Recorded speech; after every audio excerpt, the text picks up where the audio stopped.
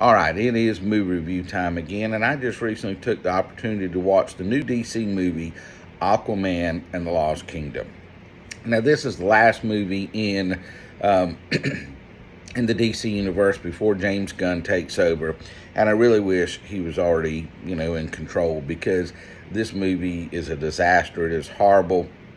It's a shame they didn't have something better to wrap up this section with, but it's bad. It's basically like a lot of superhero movies. It's a revenge movie.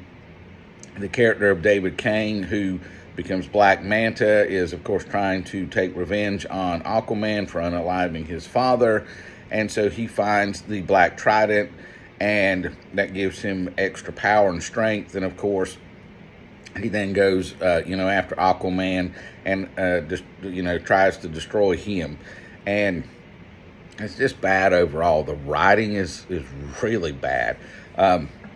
It tries to put, humor, like most of these superhero movies do anymore these days. It tries to have humor, but most of it falls extremely flat.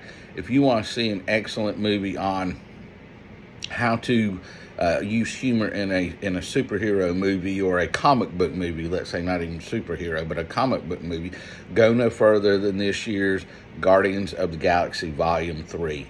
That is how you do it right there.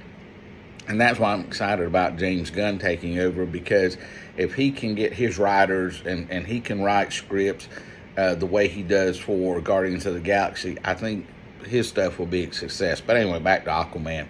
The acting is not good. Special effects are really bad. And just like if you've seen my review for Rebel Moon, just like Rebel Moon, it rips off bits and pieces of other movies. Again, the one that seems to have gotten ripped off was the Star Wars trilogy.